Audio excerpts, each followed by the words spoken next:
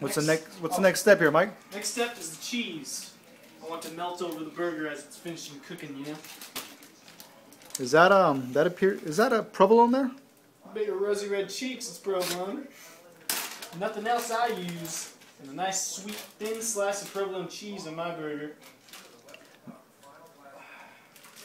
And there we go again. I see the high class, you know, you go up and down on Technique to it. technique, huh? I mean, a lot of people just use American or, you know, cheddar. Yeah. What? Dumbasses do. You want to make a real man's burger, a real burger, use provolone cheese. Everyone knows that. Every real griller knows that. That seems like that's your style. You go high end on something, low end on something, high end on something. You know, I do. I like to just get that combination, that mixture. Does that just counterbalance of like old school and new school, you know, cuisine? That's what I go for. And the buns are ready. That's beautiful. Look at the cheese there, just Yeah, you see that? melting right on it. You're right, huh?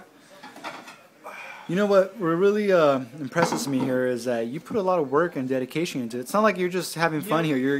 This is serious. Because I do. I put my heart and soul into every hamburger I make. I don't make it all willy-nilly, you know? I mean, the mayonnaise, but ketchup too. Ketchup, huh? Well, I noticed that you got a. Is that? It's not. You're not gonna use a bottle. You're using. No, that's ridiculous. Everyone knows package tastes much better than a bottle of ketchup. Everyone should know that. Like I said, a real griller would know that about ketchup. That's why I recommend that they invent like a big packet of ketchup, a massive packet that is almost like a high C or those Capri Sun. That's what I'm looking for. And it has this, you know, tear here. It's Nice. actually Ziploc. That's just an idea. That's actually genius. Thanks. I thought so. Not only does you benefit from the flavor, you get more room inside the. You know, you could just cram it into the refrigerator and. Absolutely. Now, how much mayonnaise do you put? Do you just kind of? I like to use 2 tablespoons.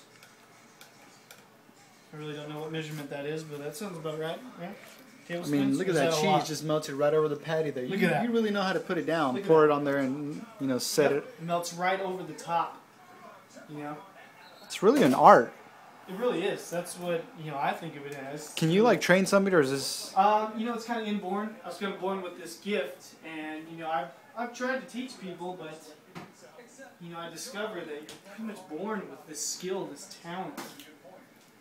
You didn't grow up, your dad didn't show you any of this? Yeah, or? he tried, but, you know, my dad burns everything he cooks. So I kind of just developed this on my own. I was in my room one day, kind of bored, and thought, you know, I'm going to make the world's greatest hamburger. And, you know, I did. I went out and did it. Most kids dream of becoming an astronaut or something like that, but I dreamed of making the best burger, and I think I've succeeded. Wait, is that smiley face for... Smiley face. Is That's all I that... put on my ketchup. It makes me feel good, all warm and toasty inside when I eat my burger. Wouldn't people think that throws off the, you know, the ketchup you're putting more on one side than the other? Perhaps.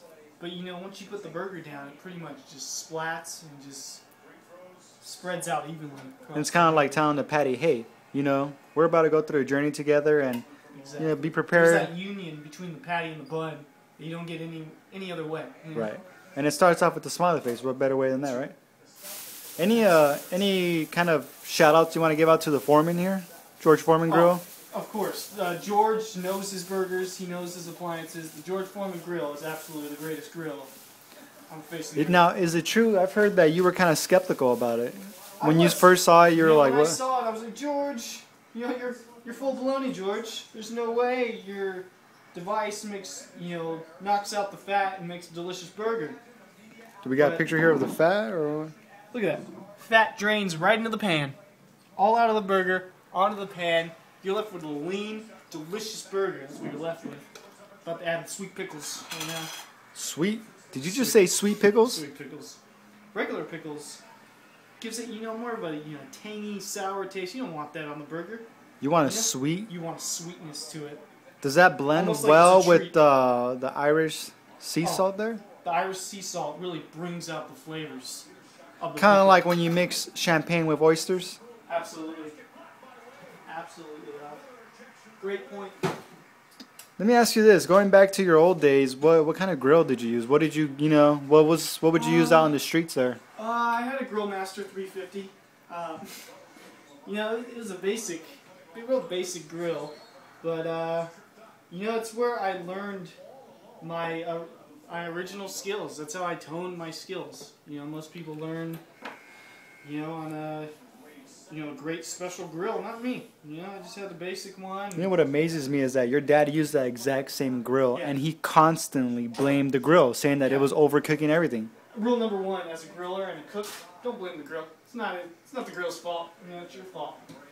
And that was my motto when I was a young lad, and sticks with me to today. And now the burger is finished, ready to eat. So let's sit down, eat, shall we? Look at that beauty. Yeah. All angles. Perfectly balanced. Mm-hmm. Perfectly balanced. Should take a picture of this and just make everyone salivate. Let me see this. You got something here. You know what you're doing here. I do. All right, my friend. Well, Someone's noticing. any goodbyes or any farewells here? Any kind of some advice. Some advice to the young people that Don't give up. Don't give up. It's not easy. You're not everyone's born with the gift, but you can develop some skills over time. Basically, keep that chin up. That's what I want to say. I like to say a couple of things. Go ahead. I've learned that McDonald's and In-N-Out, Jack in the Box aren't the only people that can make great burgers. This is bringing home barbecuing back to America. Good home cooking. Yeah. Well, we're gonna see how amazing this is. Yeah. Till next time. See you later.